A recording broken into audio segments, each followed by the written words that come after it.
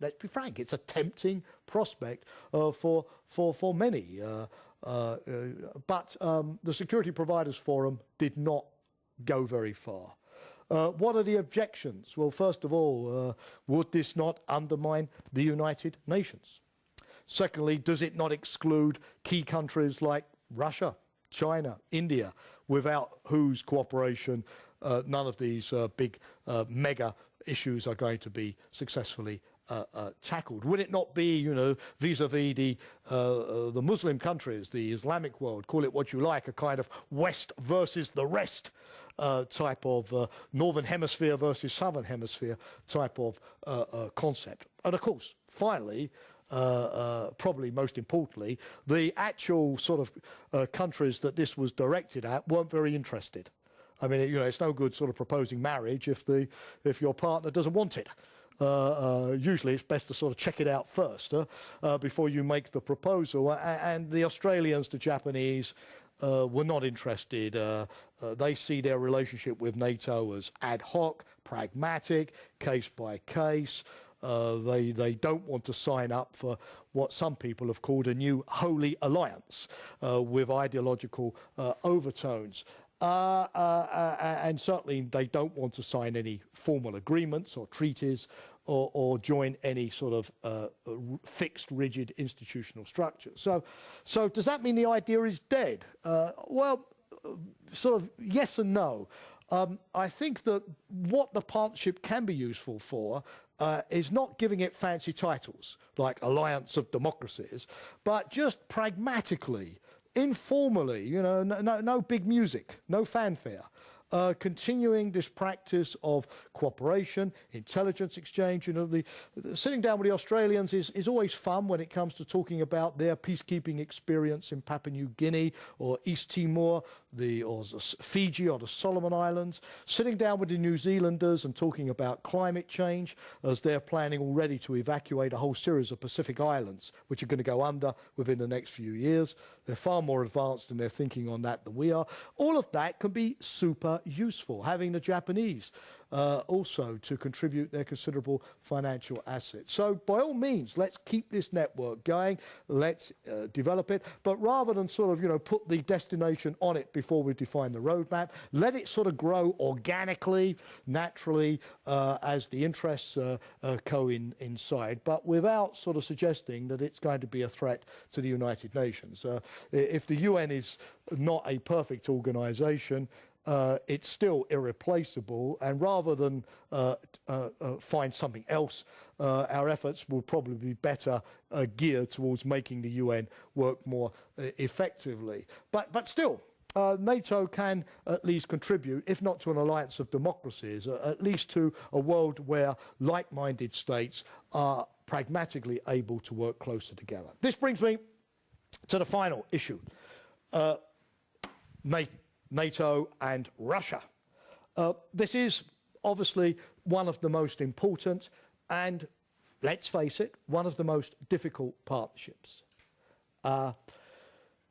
Russia, as we all know, is a country which has not accepted NATO's legitimacy in the same way that the vast majority of the former Warsaw Pact countries after the Cold War changed their view about NATO, accepted NATO's legitimacy, and either decided to join it or at least to work with it. I once remember Václav Havel, the playwright, who's just, by the way, written a new play, I understand, about the traumas of leaving politics. Václav Havel, the famous playwright who was president of Czechoslovakia and then the Czech Republic, he came to NATO in 1993, and he apologized for all of, as he said, the lies that were told about NATO in Eastern Europe in the days of the Warsaw Pact. Well, we all know Russia still sees NATO as a potential threat, at least in terms of some of the political rhetoric that comes out from the debate within the Russian military or the Russian political circles. Whether this is simply for electoral domestic politics or whether this is really felt, it is not always easy to say. But Russia is not as comfortable with NATO as many of the other countries of Eastern Europe. That we know. Secondly, as I mentioned earlier, we have some significant political disagreements with Russia. There's no secret of those. And obviously, many of NATO's policies, which we believe in rather strongly, such as the open door NATO enlargement, for example, are not perceived as being stabilizing by Russia. So what does that mean? Does it mean that this is a doomed relationship? Well, no. On the positive side, Russia and NATO are able to talk about these things today. We don't agree, but we talk. In 1999, during the Kosovo crisis, I remember very well that because Russia disapproved of our air campaign, Russia expelled our NATO representatives from Moscow, and Russia walked away from the NATO-Russia Council, or the Permanent Joint Council, as it was then called. So we had a disagreement, and everything was frozen. That doesn't happen anymore. Russia is now much more pragmatic. Yes, okay, we disagree, but we talk about those disagreements. We don't take our ball and walk off the football pitch. That's good. In fact, ambassadors at NATO who now go to the NATO-Russia Council tell me it's much more interesting than it used to be, because now they talk about real things and have real discussions. Rather than, diplomatically avoiding the difficult topics, like pretending there's no ghost in the room, or pretending that the emperor has no clothes, and talking only about the technical cooperative activities. So that's for the good. The second positive element is that NATO and Russia are able to sort of do what Bill Clinton famously called compartmentalization. You remember Bill Clinton and compartmentalization, the idea that you could, put something in one category in your brain and something else and keep them separate. Well, we are able to have those debates on difficult issues while still identifying areas where we can cooperate. For example, in Bucharest, President Putin came for only the second time in his former presidency to a NATO summit, and we had a vigorous debate, as you can imagine. But at the same time, he signed with the NATO Secretary General an agreement whereby NATO can use Russia for transit.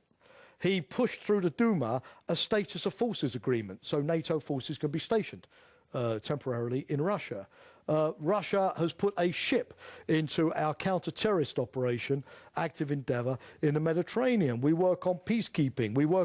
Despite our differences on strategic missile defence, we work very well on tactical missile defence. So, NATO and Russia, in a way, are sort of able to operate at the two levels. Of course, it would be good, let's be frank, if some of the, the bottom-up military-to-military stuff would have a kind of trickle-up, the trickle-down effect. Well, it'd be good if it had a sort of trickle-up effect, more toward at the political level, rather than being this sort of compartmentalization. But that said, it's still good that that we're able at least to work in areas like terrorism, Afghanistan, tactical missile defense, cooperative airspace, where the Russians have an interest in working with us, and vice versa. So this is a difficult relationship, but it's not a relationship which is fragile any longer. Russia is in it for the long term in trying to influence us. We're in it for the long term in trying to influence Russia. Where it will go, of course, at the end of the day, will depend largely on the evolution of Russia itself in terms of its foreign policy, its definition of its interests, and of course, its democracy. But what we want to get across to Russia is that if Russia looks